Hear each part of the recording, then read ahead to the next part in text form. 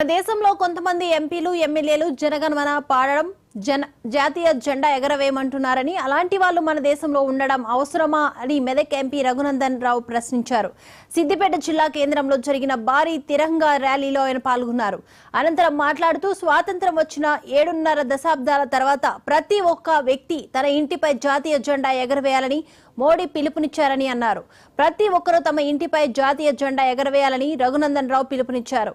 మన దేశ గౌరవాన్ని కాపాడని వాళ్ళు వచ్చే ఎన్నికల్లో పోటీ చేయకుండా చట్టం చేసేందుకు ఆలోచన చేస్తున్నామని తెలిపారు.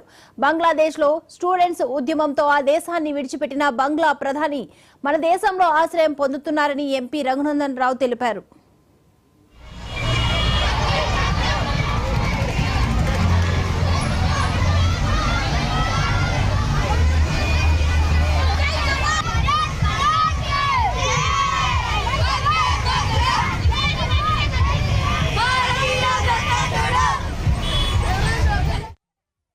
దేశ స్వాతంత్ర దినోత్సవం సందర్భంగా శుభాకాంక్షలు అభినందనలు తెలియజేస్తా ఉన్నారు. ఈ దేశంలో ఉండాలంటే ఏం వాడాలి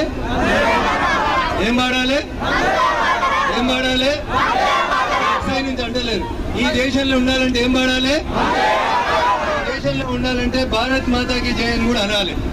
కానీ దురదృష్టం ఏంటంటే కొంతమంది ఎమ్మెల్యేలు, కొంతమంది ఎంపీలు ఈ గడ్డ మీద పుట్టి మన ఓట్లతోటి గెలిచి ఈ దేశ సొమ్ము తింటూ మేము భారత్ మాతాకి జై అనమని ఒకడు, మేము జాతీయ జెండా ఎగిరేయమని ఇంకొంతమంది దుర్మార్గులు మాట్లాడుతున్నారు. వీళ్ళు అవసరమా? మన దేశంలో ఉండడం అవసరమా? ఇది నిర్ణయించాల్సింది ఎవరంటే విద్యార్థి లోకం నిర్ణయిస్తుంది. వారం రోజుల క్రితం మన పొరుగు దేశం బంగ్లాదేశ్ లో చైతన్యం వచ్చింది. ఉద్యమాన్ని నడిపిందంటే ఎవరు?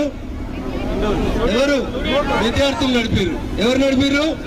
విద్యార్థి లోకం మేల్కొని మాకు ఇది కావాలి అని చెప్తే బంగ్లాదేశ్ ప్రధానమంత్రి బంగ్లాదేశ్ ని విడిచిపెట్టి భారతదేశానికి వచ్చి శరణు జొరాల్సినటువంటి పరిస్థితి ఎవరిదంటే కేవలం విద్యార్థి లోకాన్ని మాత్రమే.